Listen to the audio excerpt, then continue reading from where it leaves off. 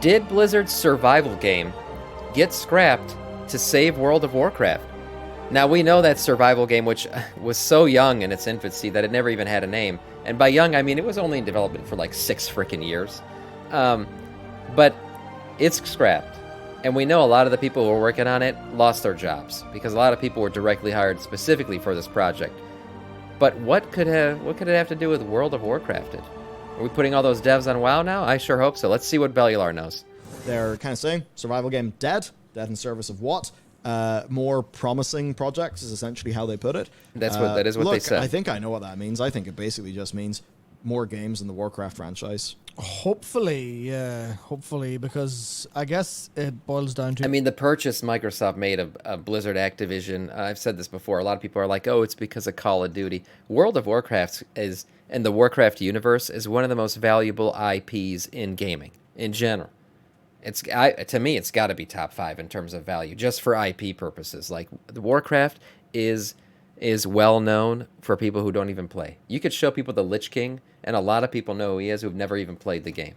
So in terms of that IP, I would see why Microsoft would want to milk that teat a little bit more than all the others. Why not? Does the value lie in Blizzard games? And does it look like the value lies in existing IP that people are comfortable with and will buy? Because if you're thinking about it from the risk perspective, new IP is inherently risk. New IP used to not be very risky because game projects were a couple quid, and if you had someone who brought in donuts from Greg's in the morning, that would do most of the work for you. John Carmack's just there, like, furiously making 3 video games a day. Yeah, like you want to just make some video games, you could get a load of boys down the pub and sort it out. Like, it's that easy. Yeah, which is obviously not true at all. But you think about the glory days, and it's interesting we're talking about Activision and Blizzard because Activision were the kings of that. They're just like, fuck it, let's just do some stuff, and it turned out great, and everyone had a great time, mostly. And you're like, bring back that's StarCraft. actually kind of cool. You could make PS2 games for a couple $100,000 probably, and that'd do you right. But now video games are only worth it if they have 70 billion players. So if you want to make a game that everyone on the planet will play, then you need to make sure that happens, which means you need the biggest content, the most content, the most perfect thing of all time. Yeah. And you can't assure that with a small team. You No, can't definitely make not. sure of that without a billion Well, years. I don't know how big the team was for Palworld, but that shit's popping off, and I don't think it was a massive team. So you can make very popular games with smaller teams, but the thing is, an MMO like World of Warcraft does require a lot of devs. That's for sure. And if they want to make other IPs off of WoW, that is what it is. But, World of Warcraft is the crown jewel of the Warcraft universe. So if I say they just throw all the fucking devs at that. And maybe I'm biased because that's the game I play the most. But MMOs in general do require a lot of devs to maintain, to make content for, and to keep working on. It's a heavily intensive, resource-intensive genre to make games in. Pre-production, nailing every single thing down perfectly, and then 100 years iterating, and $400 million in a Okay, team of and so I'm going to get to your 250 or theory. 300 people I'm going to get to working it. themselves Don't worry. into the abyss. Never mind also all of the extra people all the extra outsourcing art, because you've just given Lemon Sky like 10 mil. In FPS and StarCraft. Yep, we will have our legions create art for you, work away, no problem. And then that's why this stuff is like, the risk involved means that, well, how do you counter risk? You put more resources in, then it gets slightly less risky, except it doesn't, because that's not how video games work. And then came Palworld. Exactly. He just mentioned what I said. 10 grand, a load of boys, someone who's never worked on a game before, but they found a gun nut down the shop, went, fucking come on ahead, make some guns for us, big man. Okay, no worries. What's that? Version control? Don't know what that is. What's that? We haven't renamed any of our Unreal Engine executables. We don't know what anything is. Fuck, it doesn't matter. They Doesn't made a matter good because we game. just made the thing we want. There is a point in that. And it is ultimately the I saw recently the the meme where from Iron Man 1 where he's like, Tony Stark made this in a cave with a box of scraps. I saw that, but it was Nintendo's executives yelling, trying to figure out how this Palworld game came out, and literally is everything anyone ever wanted out of a Pokemon game. And that Pokemon basically was beat to their own game. That's crazy. by a bunch the of nobodies. cost of video games is way, way, way, way, way too high. Baldur's Gate 3 is an interesting one because that was an expensive game. That was a very expensive game. It just doesn't feel like it because it feels like it was made by humans. Specialization is like a large part of your reason there. It's like, well, even it's just the concept of comparative advantage. People are like, why aren't we building automobiles in the UK? And the answer is, we'll do it cheaper over there. And they're more specialized, and they're doing it at a bigger scale, and this and that and that. So comparative advantage is something to think about. Sure. In making Baldur's Gate 3, Larian could probably make it cheaper than most other companies. Yeah. Reason being, not because Larian's in a place where it's cheaper to work, no. Reason being, they can work more efficiently on it because they have accrued a lot of skill and experience, and they have retained staff who are good at doing specifically that. That makes sense. You've got like Divinity. Imagine that, retaining staff leading to more efficient products. Oh, corporate America could learn something from that. Dragon Commander, and then Original Sin, and then Original Sin 2. It's like, they made 3 hit CRPGs in a row. Oh, wow. It's almost as if they tried to specialize in a thing and do it really well, and then people liked it a lot. And that's where Blizzard had expertise back today. Blizzard were the RTS people. And they and then they made an RTS, and everyone was like, oh my god, this is crack. This is absolutely the god's nectar. Then always of use RTS. another Fantastic. Death Knight. Clear, thanks for the sub, man. I appreciate that. How you doing, man? Death Knight of our Scourge. Thank you so much. I did want a real quick comment on this because, he mentioned kind of retaining staff and stuff like that. But I honestly think the video games industry as a whole has kind of hit that ceiling, right? Where it's just been exponential growth for years and years and years. And I think they finally hit the ceiling. I think the bubble popped for the games industry specifically, in that games just became way too expensive to make, way too complicated, and they're starting to reach that point where this shit it's not even going to be profitable anymore. I think somebody decided to do it first, and now everyone's doing it, but everybody's clicking the reset button in the games industry. And I think part of it is AI, part of it is, just overstaffed, overpaid kind of stuff going on. But they needed to reset because this shit's gotten out of hand. I mean, you got games that are 6 years into the works and they're getting canceled because they don't think they're going to be able to draw a profit out of it because of how much money they've already sank into it. It's pretty crazy when you look at the amount of money for these AAA titles that's required. And then they come out, they push them out, and they're janky. They're not done yet. There's all kinds of shit wrong with it and everything because they just had to start making a profit. They had to start doing something because they had gone way too deep into funding the game. It's pretty crazy. Never beat StarCraft Brood War.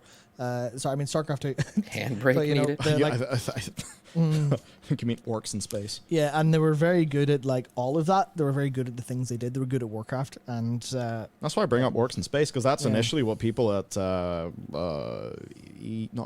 EGX, the one E3. That's what people they were like, this is Orcs in Space, and then they change up, some of the StarCraft formula, and people are like, oh my god, this is great. So it's like Blizzard, they then learned, okay, well, we can't a lot of just do people the like same Baldur's thing. Gate for sure. We got to change it up a little bit, and then they did. And then when they're moving into Diablo, think about that as well. Now, of course, Diablo, Blizzard North, so it's different team and stuff. But you can imagine, look at the sorts of art that you are making for Warcraft and StarCraft, and think about what Diablo. The art team at Blizzard's always hit it out of the park. No matter what, no matter how good or bad an expansion is, the art team always been great. Looks like. Always been S tier. Oh my god, it's almost as if you're doing similar things. Unbelievable. Do you remember an action RPG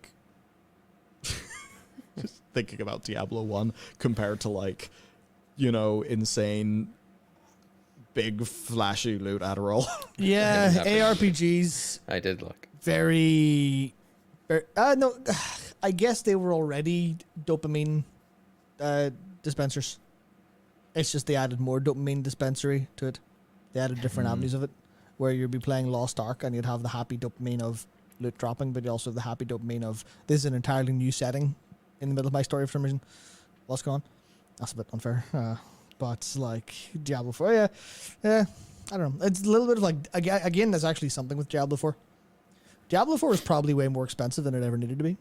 And Diablo 4 was expensive, but damn, didn't that shit like break every record for game sales? Like people want to talk about Diablo 4 because like now it's kind of fallen off that like oh it's a failure. I don't think fucking Blizzard Activision saw it as if they made a shit ton of money on it. Yeah, they probably sank a lot of money into its development, but that game sold like freaking hotcakes. Now, would they have more trouble selling a Diablo 5 now that people kind of didn't... Diablo 4 didn't quite hit after the first couple months? Maybe. But shit, I think 4 was a success for them. In terms of how... If you're going to rate it based on income. In terms of how all high fidelity the assets are, how gorgeous it is, and how much all the cutscenes and story were there. Well, I thought it was mostly fine, but still you're like... You probably could have gotten, how many people have played more Halls of Torment than Diablo 4? So, I almost think about, like, compare, like, the ratio of cost to build versus hours of gameplay in a game like a D4. And then people... people will think, why did you make this entire open world? Why did you just not make the tile set plus dungeons? Because that's what people are going to play.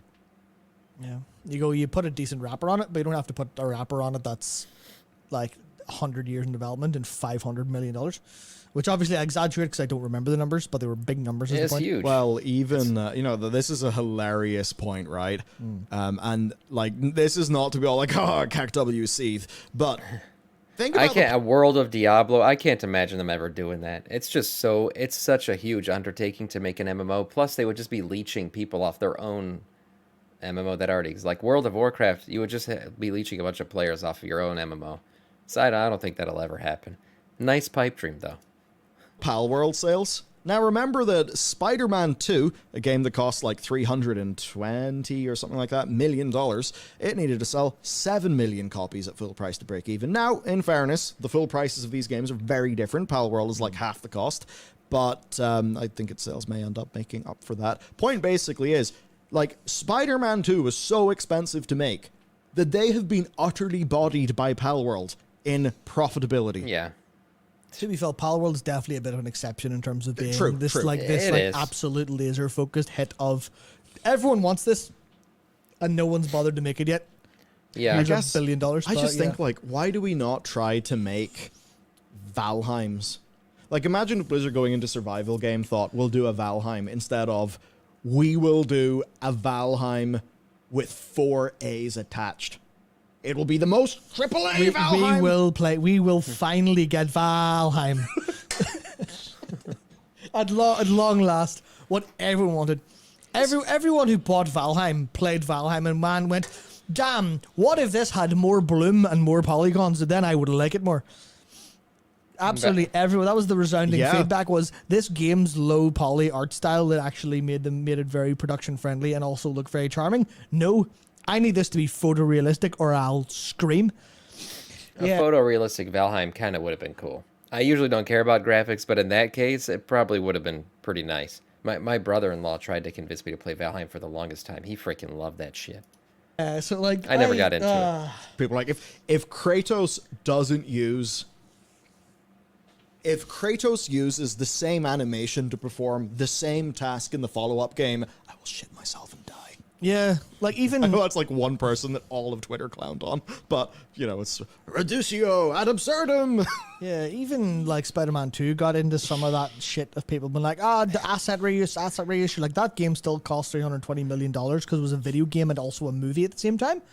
And you know what the best part is? Now, I haven't bought Palworld because I don't give a shit about survival games. I'm not a big survival game guy either. I've become I'm off in my little corner reading VNs now, but like God intended for me always.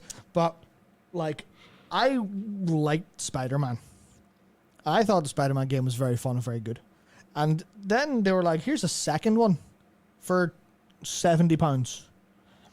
And you know what my answer was? Or my it's like a DLC, really. I'm good, thank you. No, I'm okay, actually. I will wait for it to be on PS Plus. Because it's a PS5 game, it's not going to drop in price. I ain't going to wait for that to be in PS Plus in like a year or two. Yeah, why not? And that's a case of you just spend loads of money making an experience that isn't really worth it to me. And I'm a big fan of Insomniac, and I'm a big fan of their action games. I think Spider-Man was one of the most fun action games I played in a while, and in totality, and the open world was nice stuff, and I like Miles Morales enough. But I'm still just like, I think the games industry is running into a lot of the same issues that the movie industry is running into with sequels and prequels and all this shit. Where like there aren't any new ideas a lot of times. They get a hit, maybe like Spider-Man, and they just try to profit off of it over and over and over. But the thing is, what he's saying is very true. Sometimes for me, the same shit happens. I got Game Pass, and sometimes there's games out. I was like, I wait for it to get on Game Pass. I'm not gonna fucking buy that shit. It's not that different. I already played something similar. I'm not gonna buy that shit. It's just a two, or like a DLC content. I'll just wait. I'll just wait. nah, I'm okay. And that kills these games. Good. Because they're expensive to make. I will not have that. I will give 30, 40 quid any day of the week to a smaller game that's a little bit more interesting. Like I spent 40 quid on Under Night in Birth 2, Celeste there. And I was like, that's good. That's worth it to me. That's the fun-ass fighting game because it's got a fun core loop. And it's not burdened down with loads of stuff. And they didn't charge me 60, 70 quid for it. Because French bred of like 14 people were like, well, that's all we need to make a fighting game, right? We don't need to have an incredible massive story mode or a movie attached to it. We can just make the game and it'll be what it is. You're like, cool, sweet. So there's a world where is Palworld on maybe Game if Pass? Blizzard weren't so far up their own asses with being the best of all time, like they were with Project Titan, and wanting to make Overwatch this perfect, amazing, brilliant thing. And that's one of the things that, like, Overwatch was kind of a salvage success because they went, yeah, we've got all of this shit. Fucking PvP hero shooter. Pulling. It's fine. And everyone went, this is a thing. And it fits in a very small box. It worked. And I do hope that they take a lot. There's no way they didn't make like some types of assets and things for this new survival game that they were working on. I do hope they take some of the things that they made for it and put it in WoW. Why not? I mean, that survival game was supposed to be an open world, so there's probably some really cool, I don't know, in-game mechanics, things that they created for it specifically, maybe even some interesting assets or something. But I do hope that that's not a complete loss or wash, that we get some of that stuff. But I like the thing inside the small box, and it looks good. Obviously, like, it did look good, and that helped as well. But it was really perfectly crafted as this bit of, obviously, people might disagree balance-wise. Great example of a proprietary engine as well. Exactly, yeah, exactly. Oh, wow. Like, Overwatch still feels stunningly smooth. It's a great shooter. I didn't mention when you were talking about earlier, but Capcom are a good example of doing that really well. Their RE engine is like, here's a load of games that are what they are, and everyone plays them really well. And they spend years perfecting that. After they lost deep down to the bullshit of MT frameworks, and their last engine been terrible and horrible for most cases, and then they went, we'll do it again, but right this time, and they did. And then Capcom been pumping out winners. And we're all thrilled that Square Enix have learned that lesson. Yes, I think I hate Square Enix. I love their output and their devs, but I hate Square Enix with a passion. So what the effect whenever they activate their shields in Dune, the new Dunes. I imagine that's what your soul does whenever that feeling, we call it like, oh, someone stepped in my grave. You know when your body just randomly goes, ugh, you don't know why. Or I think man commonly sort of know it as like the post-piss shivers, which apparently is a big thing. You're like, what? So anyway, whenever I mention Square Enix, I just imagine your whole soul going. It does, yeah. It does, because it's that reason. But like, there's a world where if Blizzard weren't so far up their asses, they could have done the Valheim version of the survival game. They could have went, how do we make this as unique and as effective as possible? But instead, they probably sat down and went, what if we spend billions of dollars? Not billions, like, what if we spend $100 million immediately and see what happens? We need 250 staff to build this game. I do wonder sometimes where these executives make these decisions. Some of them are really bad. And you know what's sad? These horrible decisions are made by these executives. And if it doesn't work out, a lot of times they keep their job. But everybody that got hired to bring this decision to fruition gets fired. It's classic corporate culture. Do you really? Could you not have thought of a way to do this for a little bit cheaper? Why did Blizzard go balls deep into a survival game to begin with? Is that like a hyper positive or a hyper profitable genre? I don't think so.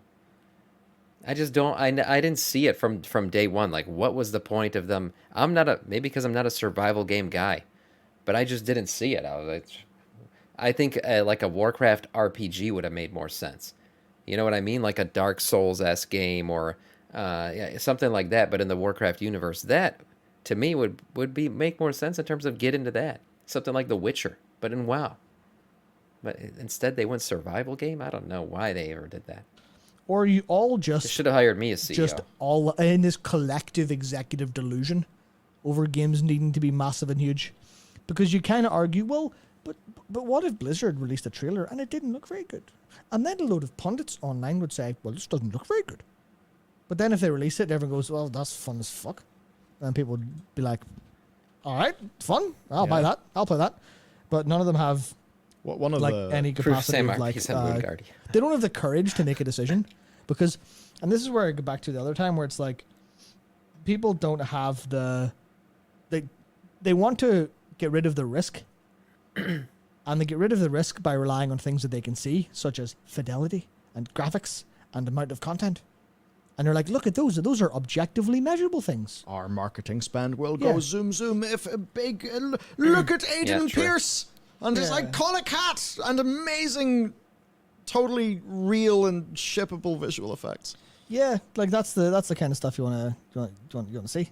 I'll see what that's if Watch Dogs one. I just remember not everybody may know who Aiden Pierce is, the iconic video game character. Yeah, so there is a world where Blizzard did this a bit smarter. Oh, a lot does make sense, and I do hope that part of what comes out of the canceled game is, I would assume that not everybody lost their job who was working on it, and hopefully a lot of them got transferred over to WoW.